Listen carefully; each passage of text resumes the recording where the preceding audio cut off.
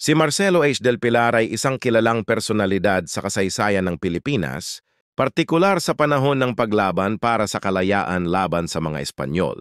Ipinanganak siya noong Agosto 30, 1850, sa Bulacan, Bulacan. Siya ay isang manunulat, abogado at revolusyonaryo.